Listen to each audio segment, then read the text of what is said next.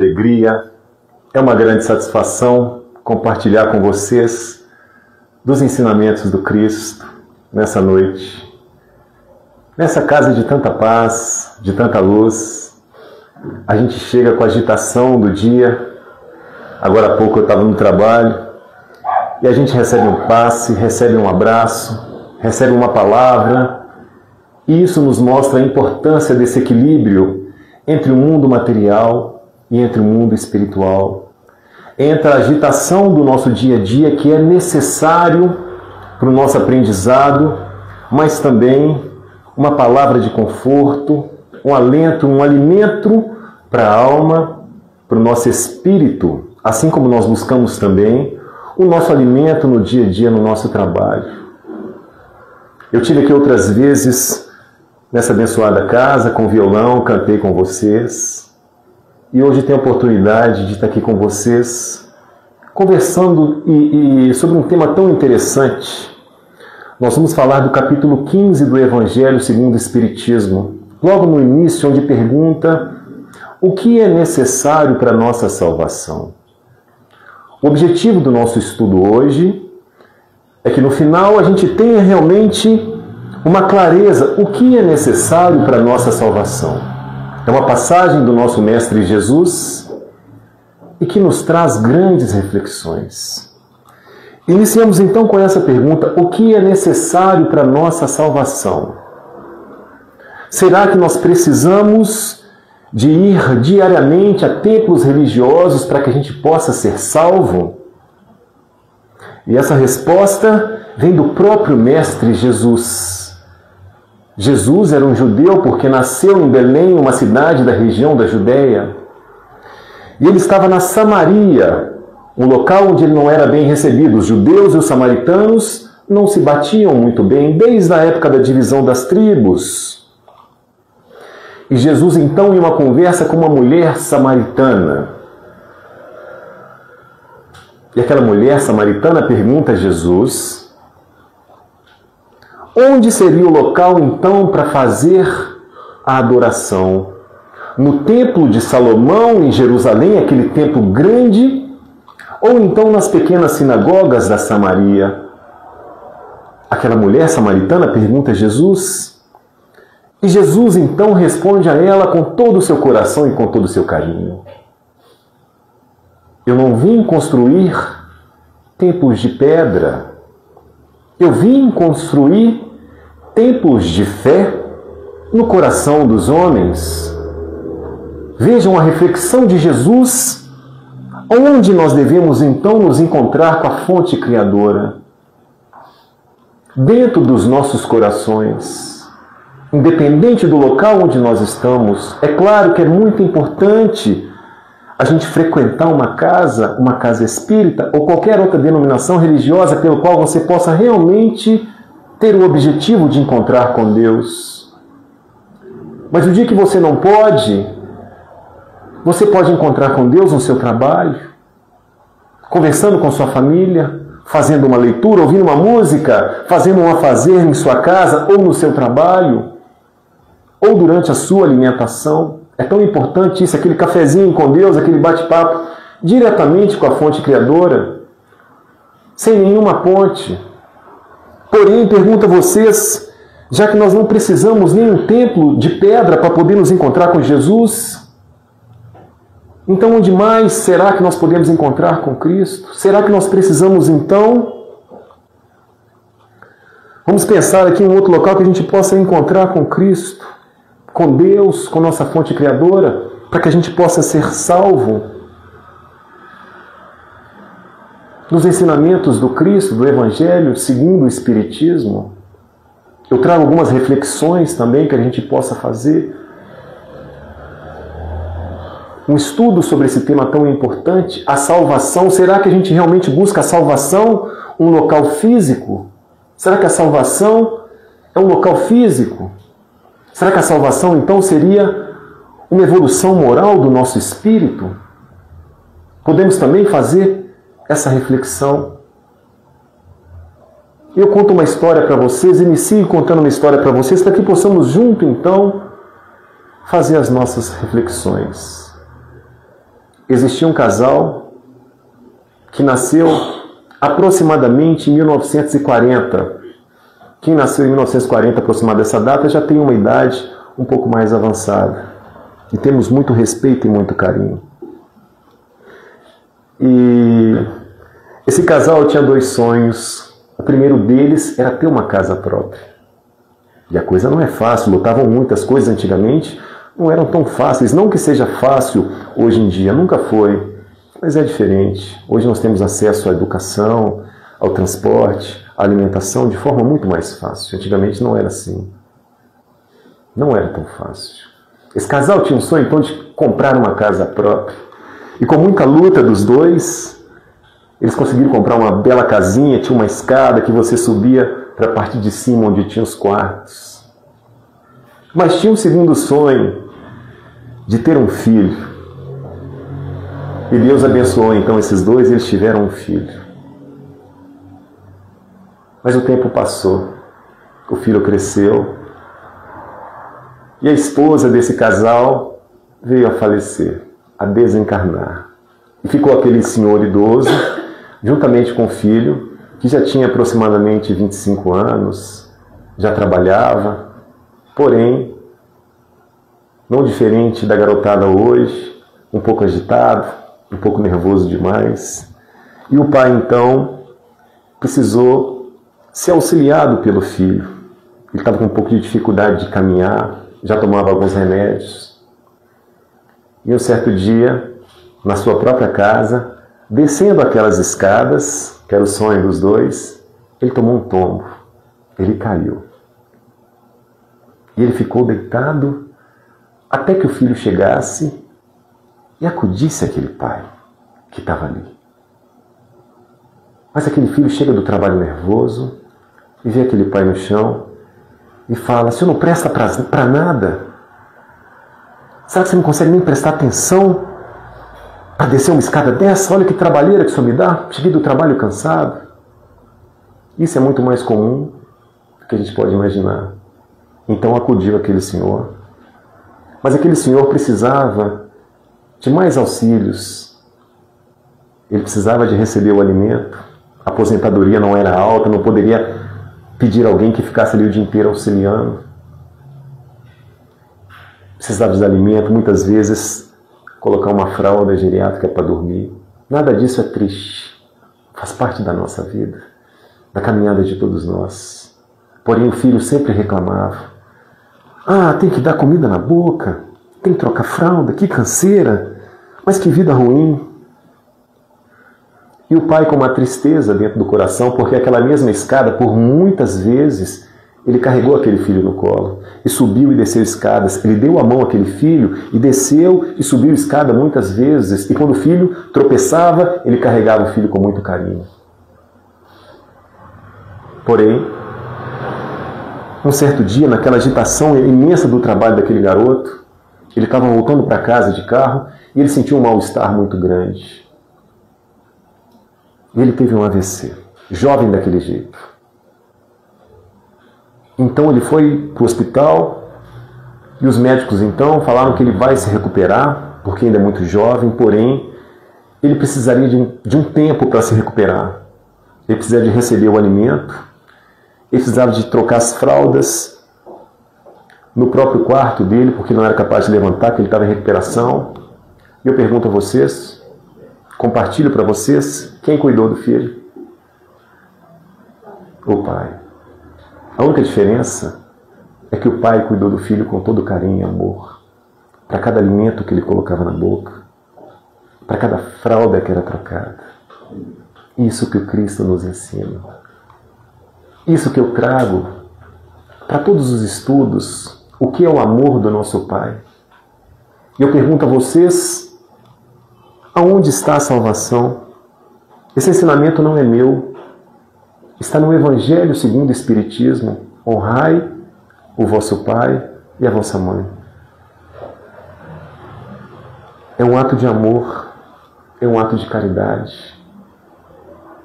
Apenas tratar com amor, assim como você foi tratado, é apenas uma troca. Mas às vezes, a vida precisa ser dura conosco para que possamos despertar. Esse rapaz, com lágrimas nos olhos porque não conseguia ainda comunicar, escreveu numa folha com muita dificuldade: perdão, pai. E o pai viu aquilo, mas ele já tinha sido perdoado há muito tempo, quando o pai então tratou aquele filho com todo amor e carinho. Esse é o evangelho que o Cristo veio nos ensinar. Este é o evangelho que não cria muros, ele cria pontes para poder nos unir. É o que está faltando no nosso reino, no nosso mundo. Quando eu falo com você, será que a nossa salvação está na religião? Mas o que é religião? Quando você busca no latim a palavra religião, ela fala religare, que significa uma religação com Deus.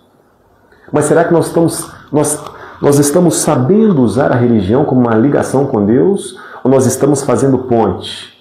Se você é espírita, eu sou evangélico, eu sou católico, então a gente não pode conversar, a gente não pode frequentar o mesmo estabelecimento. Será que isso é criar pontes através dos laços de amor?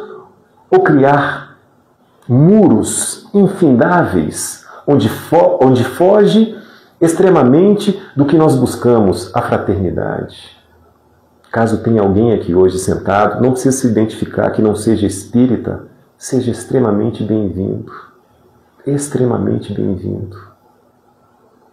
Porque o objetivo é divulgar o amor do Cristo, o amor de Deus, o amor que Allan Kardec nos trouxe, essa doutrina tão consoladora, mas não criando muros, sim criando pontes, laços de amor. Porque quanto mais nós estudamos, nós aprendemos que todos nós estamos conectados. E essa lição do Pai e do Filho nos mostra quão estamos distantes ainda do amor que o Cristo veio nos ensinar. E muitas vezes nós temos que ser chamados pela dor para que possamos então despertar do que realmente somos. Mas até quando tanta dor, tanto sofrimento, se nós podemos evitar, mesmo que tenhamos que passar por muitos resgates, o que a doutrina espírita nos ensina como um processo de expiação, nada mais é que uma misericórdia do Pai para que possamos então consertar os nossos erros. Algumas religiões onde tem todo amor e respeito, que eu frequento junto à minha mãe ou outros irmãos, eles nos trazem que o Cristo então morreu levando os nossos pecados. Tem todo o meu respeito, porém, nós espíritas entendemos que o Cristo veio nos ensinar como caminhar, nos mostrar que nós somos capazes de corrigir os nossos próprios erros, somos capazes de trocar os nossos pecados por virtudes. Isso que o Espiritismo vem nos mostrar, que nós somos capazes de expandir a nossa consciência para que possamos nós mesmos trilhar os nossos caminhos, abrir os nossos caminhos. E somos capazes sim. Porém, há 2000 anos atrás, um espírito muito evoluído, que teve o nome de Jesus, ele nos disse que a verdade vos libertará. Então não basta apenas querer seguir algum caminho que alguém trilhou. Não. Ou que alguém vai nos dizer: Elverson, você me disse que... Não. Eu posso dizer a você um caminho que está dando certo para mim com uma mudança íntima. Mas você precisa te encontrar. Você precisa encontrar o seu caminho. Isso que o Espiritismo vem te trazer. Ele vem te trazer força para que você possa sim carregar a cruz de todos os seus pesos que você precisa carregar nessa vida. Porque a vida não é fácil. Para nenhum de nós. Nós temos problemas financeiros, problemas na nossa família, problemas no nosso dia a dia, problemas de saúde. Porém, quando você começa a entender que todos os problemas são pequenos degraus para que possamos então crescer na nossa vida espiritual, que hoje pode ser grandes problemas, mas amanhã nós vamos entender que eram necessários para o nosso crescimento. E uma das orações que eu faço quando eu converso com o meu pai, o nosso pai, eu digo a Ele: Pai, obrigado pelas minhas provações e por todas as pessoas que fazem dela instrumento. Ou seja, aquela pessoa difícil. Eu trabalho na construção civil e digo para vocês que não é fácil. Os cronogramas cada vez mais apertados, as etapas da obra cada vez mais reduzidas. Nisso apresenta patologias que têm que ser entregues em tal prazo, uma cobrança muito grande. Porém, todas aquelas dificuldades nos tornam pessoas melhores, nos fazem aprender. Sempre na vida da gente se abre duas portas e você pode escolher qual você vai passar. Aquela pelo qual você aprende ou aquela pelo qual você lamenta que você não aceita. E essa porta que você aprende é a porta estreita. E aquela porta que você não aceita é a porta larga, que todos então escolhem passar por ela. Porque é muito mais fácil quando nós reclamamos, quando nós não aceitamos, quando nós não temos resignação pelas coisas que acontecem na nossa vida. É muito mais fácil a não aceitação do que você aceitar aquilo e enfrentar. Quando Jesus também nos ensinou há 2000 anos atrás, ele falou sobre duas portas, uma porta estreita e uma porta larga. Ele fala que muitos escolhem passar por essa porta larga, principalmente porque quando nós vemos aquela quantidade de pessoas escolhendo aquela porta, a gente escolhe também às vezes nem saber por quê. Mas hoje nós temos a bênção do Pai de sentar numa casa espírita pelo qual nos é ensinado a escolher o nosso caminho. Nós não vamos encontrar no Espiritismo o que eu devo fazer. Eu vou dar um outro exemplo para vocês. Vocês não vão encontrar a resposta do que eu devo fazer. Vocês vão se tornar capazes de escolher o caminho de vocês, cada um de nós. Isso que o Espiritismo vem nos trazer, através dos ensinamentos do Cristo, através dos ensinamentos daqueles que passaram por nós. Os espíritos superiores, eles não estão lá porque foram abençoados e foram criados diferentes da gente. Eles estão lá porque passaram por tudo que nós passamos e respeitam as nossas dificuldades, porque também tiveram dificuldades. E hoje nos trazem, através de psicografia, através de livros, através de intuições, um caminho que pode facilitar um pouco a nossa caminhada. E isso é muito importante. Mas jamais tiram de nós o nosso livre-arbítrio. Vejam essa história simples também que eu vou contar agora, antes de trazer o tema principal do nosso estudo. Existia uma família, alguns anos atrás também. Era uma família unida, ainda muito jovem, ainda um pouco inexperiente. Tiveram filhos, ainda muito jovens. Tiveram 2 filhos. Era uma mulher muito bonita. Era um jovem muito bonito que se casaram ainda cedo. E o casamento é uma prova de amor muito forte. Muitas das vezes a gente casa por atrações ainda pelo instinto, pela beleza física, mas a gente descobre que o casamento não é fácil, né? Muitas dificuldades, contas, problemas. Então o casamento precisa ser alimentado. O amor é uma frequência que precisa ser sempre atingida. O amor está ali, ele vai até você? Não. A gente precisa a todo momento buscar o amor nos nossos relacionamentos. Com respeito, com carinho, com elogios, com passeios, com jantares extremamente simples. Se a situação financeira não está confortável. Com um bom dia, com um abraço, com um pequeno beijo, um gesto de carinho. Isso é tão importante e tem ficado tão para trás. Muitos casamentos se perdem, não cabe a mim julgar nenhum, cada um sabe. Mas exatamente porque esquecemos então de nos sintonizar com essa frequência tão maravilhosa que é o amor, que é o respeito, que é o elogio, que é respeitar o momento que uma pessoa não está bem, você não deve naquele momento então tecer a sua opinião.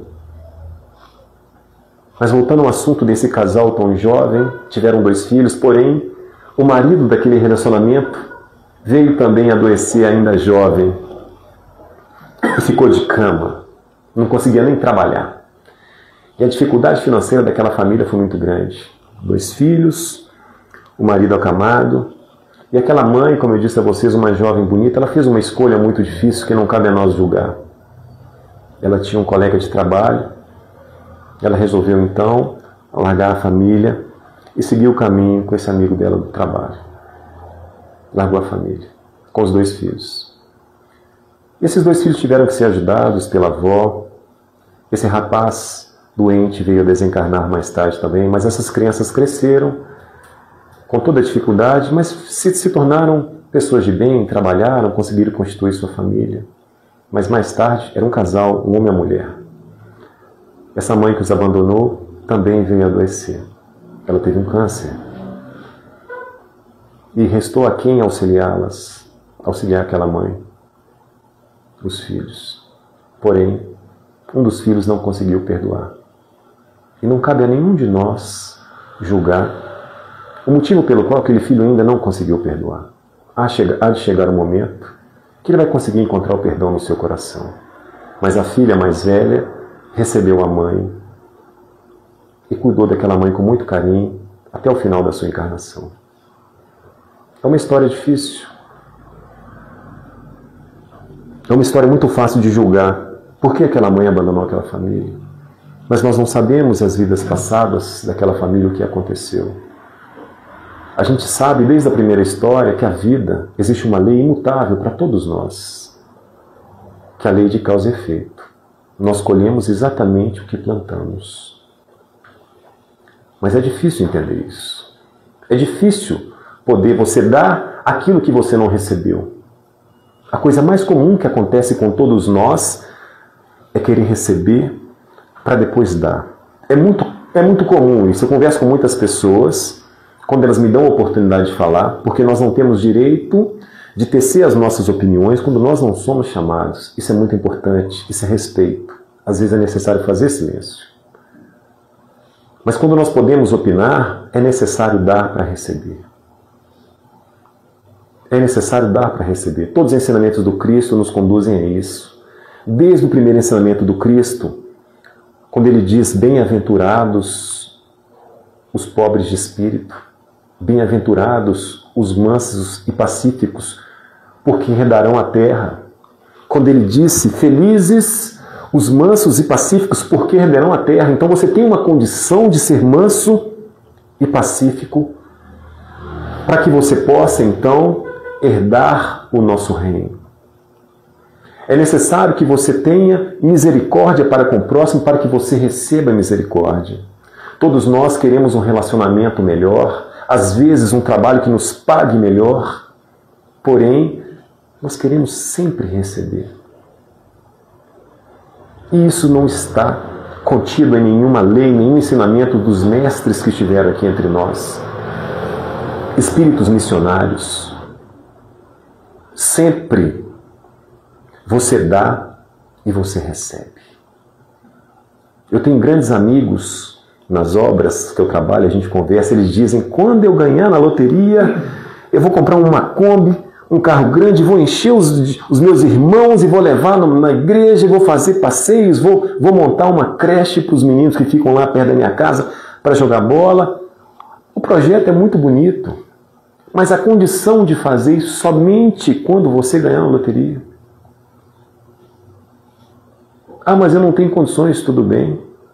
Cada um segundo as suas obras. Se você tem uma vida humilde, auxilie com oração, com uma palavra amiga, tire um dia para poder auxiliar, né? Talvez uma distribuição de cesta básica, você não pode doar a cesta básica, você ajuda a carregar. É um trabalho. E o trabalho é uma lei. O Livro dos Espíritos, em sua terceira parte, a segunda lei é a lei do trabalho. Toda ocupação útil é trabalho. E ela é muito importante. Mas entrando agora a fundo no tema que nós vamos falar hoje, o que é necessário para a nossa salvação? Esse tema veio há 2000 anos atrás no ensinamento do Cristo. Sempre Jesus e seus apóstolos saíam da região da Galileia e desciam até Jerusalém para comemorar a Páscoa, que era a libertação do povo hebreu das garras do Egito. Era uma festa, uma comemoração muito importante para todo o povo judeu. E Jesus, então, já era conhecido pelos seus sinais, pelos seus milagres, pelos seus ensinamentos. E Jesus, então, ensinava para uma multidão. Porém, um doutor da lei, um religioso daquela época, conhecido como fariseu, questiona Jesus: Mestre, mas não mestre com respeito como Jesus hoje tem de todos nós, mas de uma maneira de crítica. Mestre, qual é o primeiro mandamento? E Jesus questiona aquele doutor da lei: Tu és um sábio, um religioso, tu não sabes? Mas ele responde: sim, amará teu Deus com todo o seu coração, com toda a sua alma, com todo o seu entendimento e com todas as suas forças. E Jesus responde a ele: fazeis isso e estará salvo.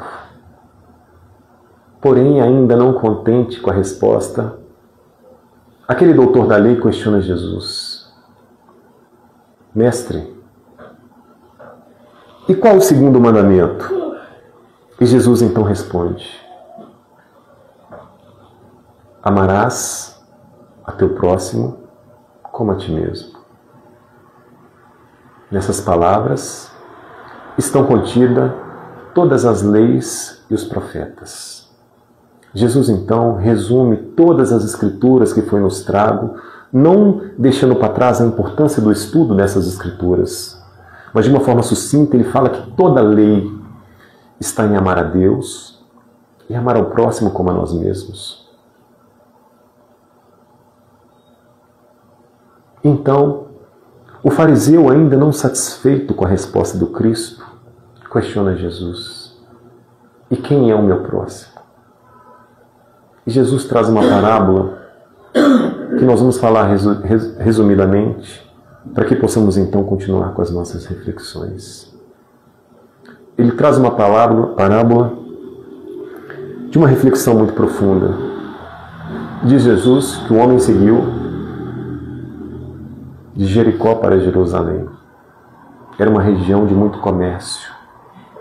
E esse homem foi tomado de assalto. E foi deixado semi-morto no chão, naquela estrada. Porém, passa ali um sacerdote. Sacerdote naquela época era um homem considerado um homem de Deus, um homem de muito respeito e poderes dentro das religiões daquela época. Ele passava então em uma carroça, muito diferente de todos os outros. Jesus caminhava. E ele viu aquele homem no chão, mas ainda não teve compaixão. Passou e deixou aquele homem ali. E veio então um levita, também um homem religioso daquela época, um homem importante, que auxiliava em todos os cultos daquela época. E viu também aquele homem deitado ao chão, semi-morto, mas não o ajudou. Porém, veio um samaritano. Como eu falei com vocês inicialmente, os judeus e os samaritanos não se comunicavam.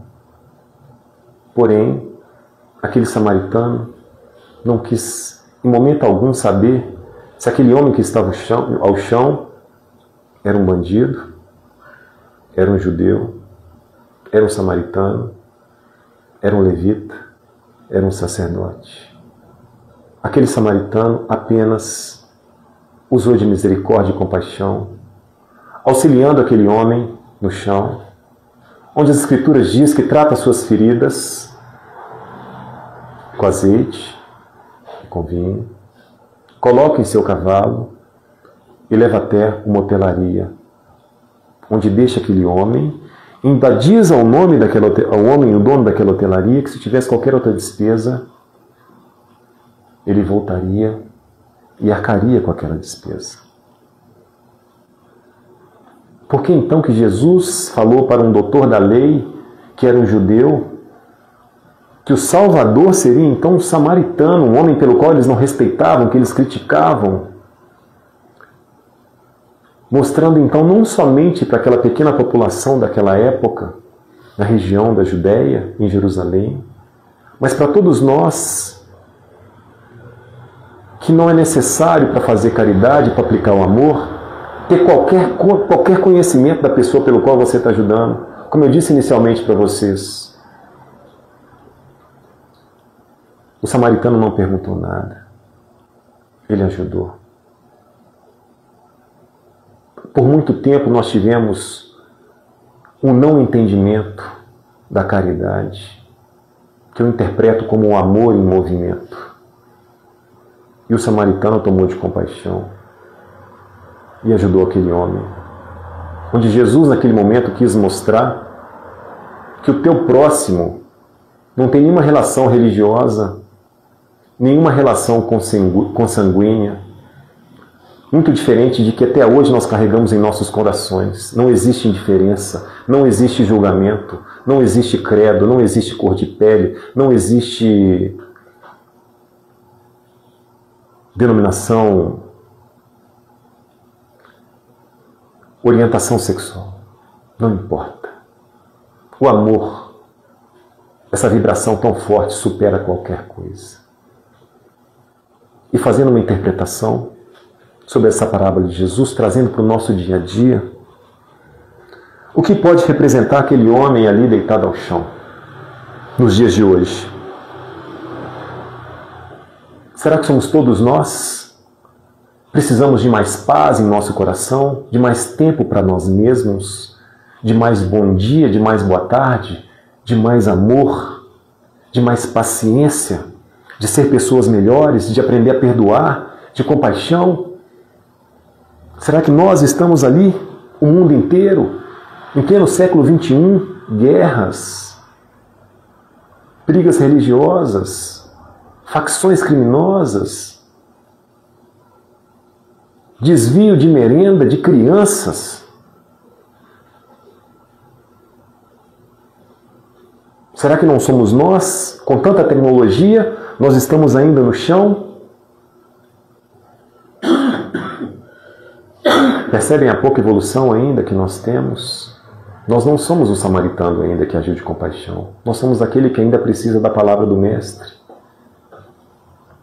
Que aquela palavra entre em nossos corações para que possamos então fazer a diferença na vida das pessoas. Eu não estou falando de dinheiro, em momento algum. Não estou falando de dinheiro. Eu volto a falar, estou falando de um bom dia, de uma boa tarde, de um agradecimento, de elevação a Deus, da oração, da gratidão, por mais que os momentos estejam extremamente difíceis. E quem representa então o sacerdote e o levita? Os religiosos de hoje em dia, que em vez de fazer pontes, fazem muros, separações, guerras religiosas. Até quando vamos continuar caminhando dessa maneira? O Espiritismo nos trouxe, desde 1857, a necessidade de sermos fraternos. O que significa fraternidade? Significa que nós precisamos entender que a dor do próximo é importante, que de alguma maneira nós precisamos ajudar, que a falta de um é falta para nós também. Quando nós começamos a entender que todos nós estamos conectados, nós entendemos isso. Que quando um consegue então vencer um vício, todos nós vencemos também. O nosso planeta agradece. Quando nós começamos então a usar os recursos do nosso planeta de forma mais sustentável, o quão isso é importante, a produzir menos lixo, a menos tóxicos. E começa dentro de cada um de nós. E quem é o samaritano que fez esse papel tão bonito?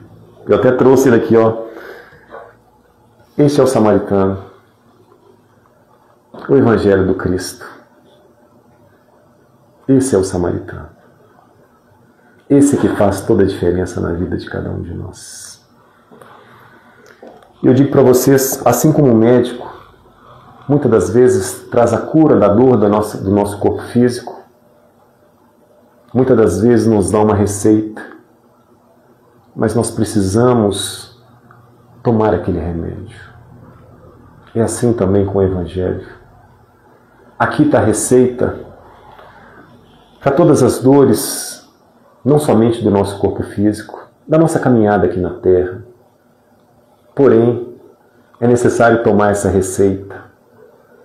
É necessário colocar em prática o Evangelho em nossas vidas. mas não lendo todas as páginas e mudando totalmente a nossa vida. Não é isso que o nosso Pai quer. É um passo de cada vez. Cada um no seu tempo. Nós temos aproximadamente 8 bilhões de espíritos encarnados na Terra, e cada um de nós com um planejamento encarnatório, cada um de nós com uma atenção especial, cada um de nós com um irmão, um mentor espiritual que nos auxilia a caminhada, que às vezes chamamos de anjo da guarda, que está presente sim. O quão isso é importante? Nós não estamos aqui por acaso. Tudo tem um propósito. E isso é muito importante. Esse é o samaritano, o Evangelho do Cristo, dentro do coração de cada um de nós, mas colocado em prática, para que possamos então ter uma casa construída na rocha. Quando vêm as tempestades, os ventos sopram, os rios transbordam, e aquela casa não cai, é como a vida da gente. Enquanto construirmos as nossas casas na areia, por mais que tenhamos a palavra em nossas mentes, não é suficiente. As dificuldades da vida vão bater e teremos dificuldades para poder superá-las. Mas quando o Evangelho está cravado em nossos corações como uma rocha, é diferente. É diferente. Por muito tempo nos foi trazido que fora da igreja não há salvação, limitando apenas a salvação apenas para aqueles que estão dentro das denominações religiosas. Eu não critico nenhuma igreja, muito pelo contrário. Não cabe a nenhum de nós julgar ou criticar. Mas em 1857, o Espiritismo nos traz uma mudança drástica, porque ele fala que fora da caridade não há salvação. E quando ele fala isso, ele inclui a todos, aqueles que estão nos presídios, aqueles que estão nos hospitais, aqueles que estão nas zonas densas, desencarnados, sem esperança, que ouvem muitas vezes as nossas palavras e orações. Ou seja, fora da caridade não há salvação. Você pode ser ateu, você pode ser espírita, evangélico, católico, não importa. O que importa é a caridade. O que importa é o local pelo qual você se conecta com Deus. E quando você se conecta com Deus, não existe outra coisa a não ser o bem, em praticar e fazer o bem. E da forma mais simples possível, sem querer fazer muito, cada um dentro do seu espaço e dentro das suas expectativas. Eu vou contar uma nova história para vocês, interessante. Deixa eu só lembrar o tema dela aqui.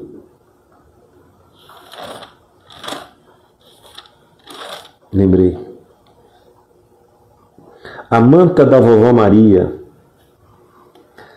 Nas casas espíritas, antigamente, tinha um trabalho muito bonito, que algumas senhoras que tinham habilidade de fazer o crochê, eu estou fazendo assim, mas não sei absolutamente nada, espero aprender alguma coisa.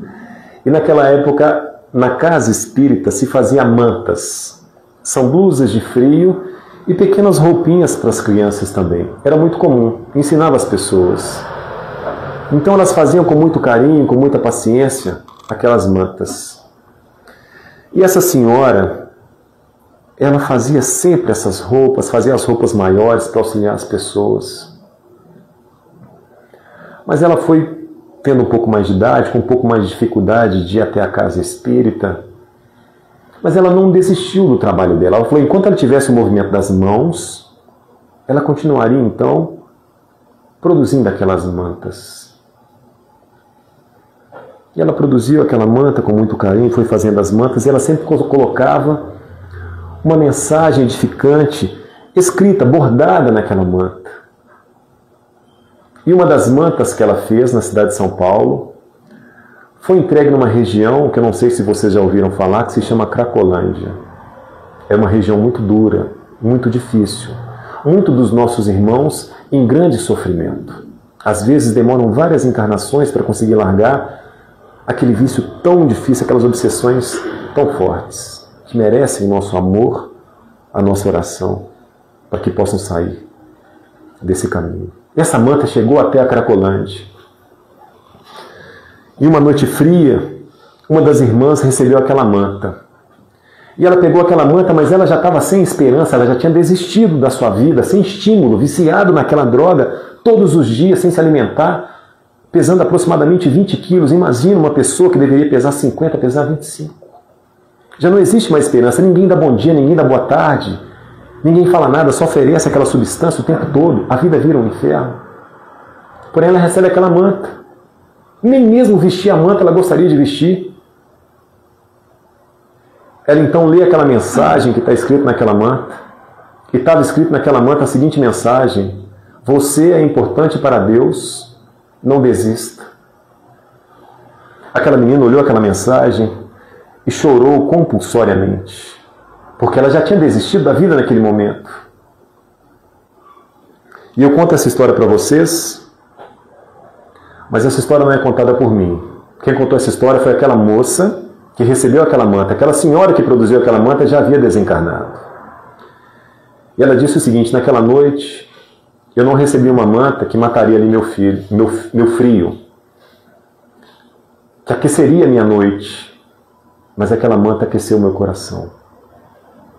Aquela manta encheu a minha vida de esperança.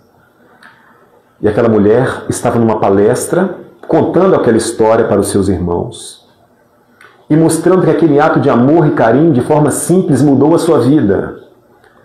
E o trabalho dela era ajudar a recuperar as pessoas que estavam perdidas na Cracolândia, assim como ela. Uma história muito simples, mas de uma demonstração de amor infindável. Às vezes uma mensagem que a gente coloca no WhatsApp, numa rede social, uma simples mensagem, a gente pensa, algumas pessoas vão ler, não vai ter repercussão nenhuma, mas às vezes ela pode chegar em quem está precisando ouvir aquela mensagem ali. Eu falo com meu filho, eu tenho um garotão de 14 anos, muito ligado, muito conectado, até demais para o meu gosto.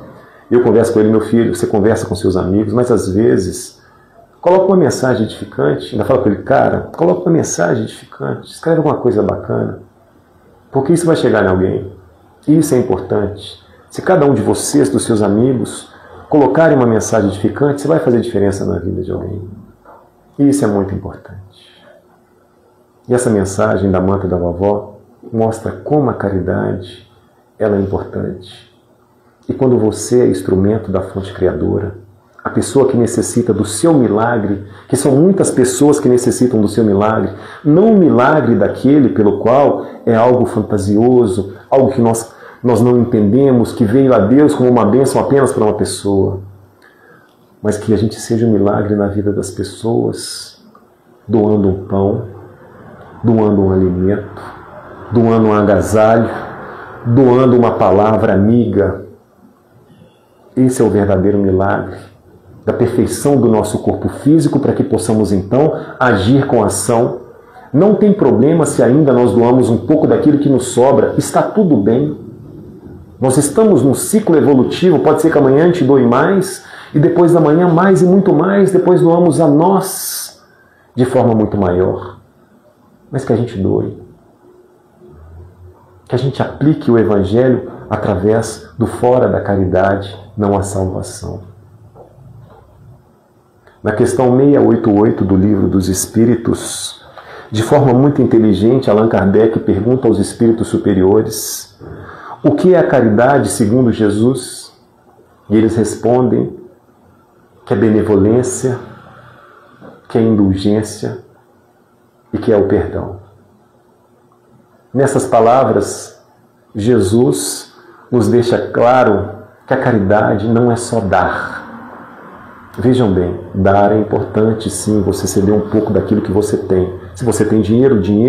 Se você tem uma facilidade de comunicação, assim como eu estou falando com vocês aqui, não importa a sua força. Se você sabe cozinhar, quem sabe auxiliar numa sopa, auxiliar numa fila dos passes, algum trabalho, não tem problema. Mas Jesus disse que a verdadeira caridade é de dar-se. É de você dar-se um pouco do seu tempo, agradecendo a Deus pela perfeição do seu corpo físico, um pouco de saúde, pelo teto, pela água quente, pela comida à mesa. Tem números extremamente tristes, eu não estou aqui para deixar o coração de vocês triste em momento algum, mas 10% da nossa população mundial, a fome bate na porta. Eu estou falando isso para a gente aprender todos os dias a agradecer ao nosso Pai, independente do alimento à mesa. Um garotinho numa região onde tem muitas guerras, que o alimento chega com muita dificuldade, onde o alimento é dado na escola, e isso é muito importante. Ele chega na escola com um cachorrinho amarrado num pedacinho de corda, e o professor diz: meu filho, não pode entrar na escola com o cachorrinho. Você sabe disso? Ele falou: não tira. É porque eu queria ver se ele podia entrar só para ele poder merendar comigo, embora tem muitos dias que ele não come. É o cachorrinho. É dura essa história. É o mundo lá fora. Não adianta a gente ficar aqui achando que está tudo bem, que ainda não está. Mas que a gente tenha gratidão. A gratidão é uma vibração muito importante. Ela muda totalmente o nosso padrão vibracional. Se você inicia o dia agradecendo e termina o dia agradecendo, faz uma grande diferença. Eu sempre dou um exemplo quando eu converso com as pessoas, quando me dão abertura, assim como eu estou com vocês hoje, de conversar através dessa simples comunicação do nosso estudo de um tema tão importante. Como nós fazemos com a nossa alimentação durante o dia? Alguns números dizem que nós precisamos de 2.500 calorias durante o dia e aproximadamente 2 ou 3 litros de água, eu não sei. Então, nós podemos, logo ao amanhecer, comer essa quantidade toda de comida e beber essa quantidade de água para não ter que comer mais durante o dia? Não, nós não podemos. Se fizermos isso, nós vamos passar mal imediatamente. Nós vamos dosando a nossa alimentação durante o dia para que a gente possa ter o nosso corpo nutrido. Isso é muito importante. Bebendo água, hidratando o corpo, fazendo alimentação. Nós temos aqui nós temos o café, o almoço, o lanche, o jantar. É o normal aqui no nosso país, diferente de alguns outros países. Mas como funciona a oração? Será que eu posso fazer uma oração rapidinho de manhã e à noite eu chego em casa mais tranquilo e faço uma oração um pouco mais extensa, me conecto a Deus? Será que isso é suficiente? Quando eu falo com vocês em vibração, durante o dia nós tivemos pensamentos melhores ou pensamentos piores? No final do dia nós tivemos uma vibração mais alta ou uma vibração mais baixa? Provavelmente mais baixa, porque eu estou conectado a Deus somente no início da manhã e no final da noite. Mas o dia todo ali num corre-corre muito grande. Mas existe um exercício muito interessante, muito prático, que faz grande diferença. Nós tomamos um café da manhã com Cristo também, fazemos uma oração. Se no nosso trabalho eu vou tomar um cafezinho no meio da manhã até chegar ao almoço, naquele cafezinho eu faço uma simples oração ao Cristo também. Eu tomo um cafezinho com o Pai. Na hora do almoço, uma refeição um pouco mais extensa, eu vou fazer uma oração de gratidão a Deus. Não precisa decorar nada. Obrigado, Senhor, por essa refeição. Obrigado, Senhor, pela refeição dos meus irmãos que não falta, por aqueles da minha família. Um almoço com Cristo. De tarde eu vou comer uma fruta ou fazer um lanche, não importa o que seja. Vou fazer um lanche com o Pai novamente.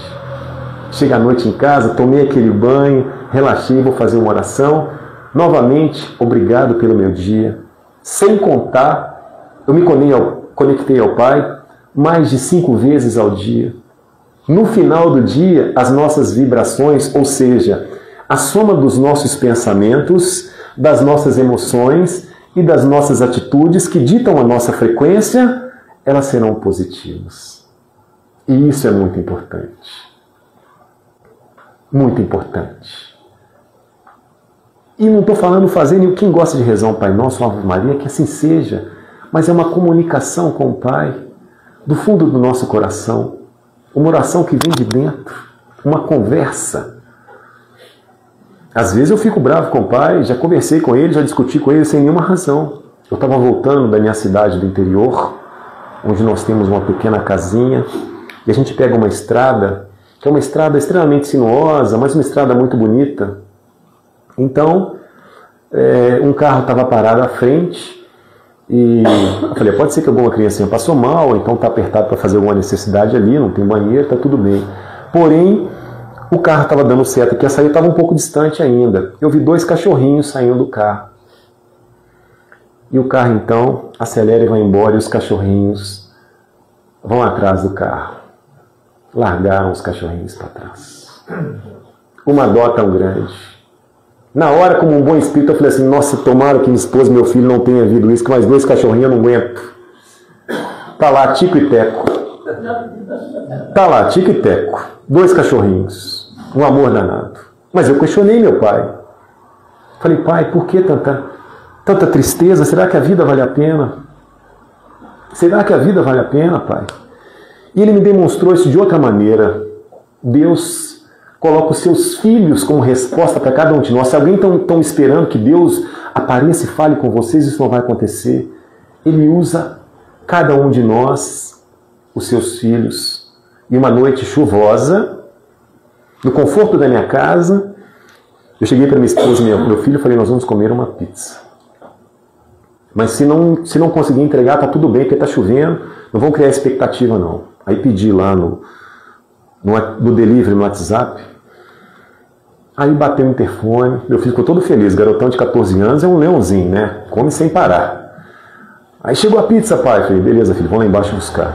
Aí descemos, buscamos a pizza, porém, tinha 2 pessoas na moto. Eu fiquei até preocupado, 2 motoqueiros, a gente fica com uma certa preocupação. Porém, estava chovendo, eu falei com ele, sai da chuva e vem até o hall aqui da nossa casa, vem até uma parte aqui que está coberta para mim poder pagar e receber o alimento que eu comprei. Porém, eu vi que tinha uma moça e um homem. E eu perguntei, eu questionei a ele, boa noite, tudo bem? A chuva está muito forte, vocês estão conseguindo trabalhar? Eu perguntei a ela, você também está trabalhando e tal? Ela falou assim, não, é que meu marido entrega pizzas à noite. Mas estava chovendo muito. Eu resolvi então colocar uma capa de chuva e sair com ele para ajudar a fazer as entregas, mesmo debaixo de chuva. A Deus me mostrando que a vida vale a pena. Que tem pessoas de bom coração. Deixou o filhinho deles com a avó e estava lá entregando a pizza. Deu vontade de chamar para sentar à mesa, vamos comer a pizza junto então, que já encheu meu coração aqui.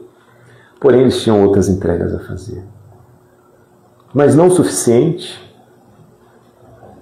Próximo à minha casa de manhã, eu passando, eu vejo uma criancinha, uma linda criancinha com o pai, que eu conheço o pai, fazendo um trabalho, como é que chama isso quando eles pedem alimento nas casas? Só lembrar o nome. Campanha do quilo, muito obrigado. Fazendo a campanha do quilo. Eu falo com vocês, esse pai e essa criancinha, eles não precisam de alimento, porque eu conheço.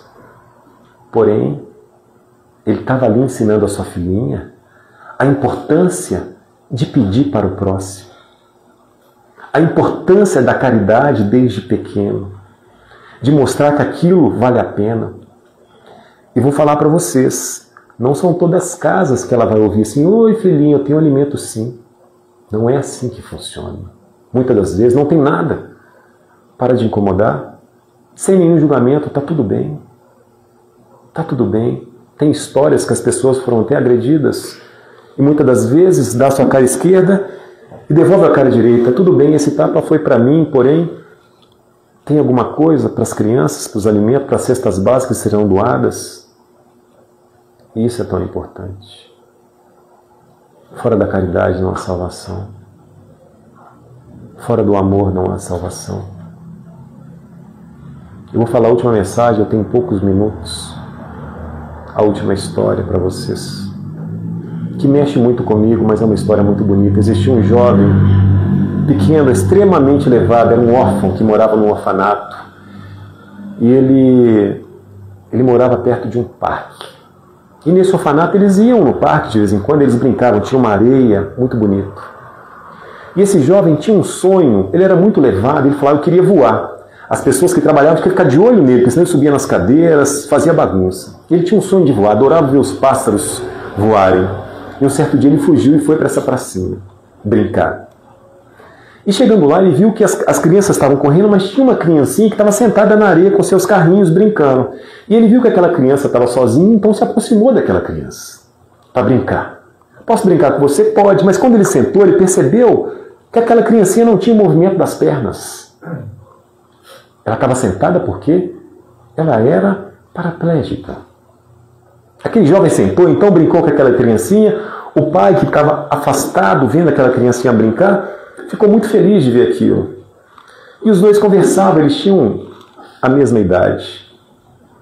E esse jovem do orfanato disse àquela criancinha, então, com problema nas pernas, não tinha o movimento das pernas, você tem vontade de voar? E de forma inocente o garotinho disse apenas, não, eu gostaria de andar. Ele falou assim, não, mas é tão bonito ver os pássaros voarem, você não tem vontade de voar?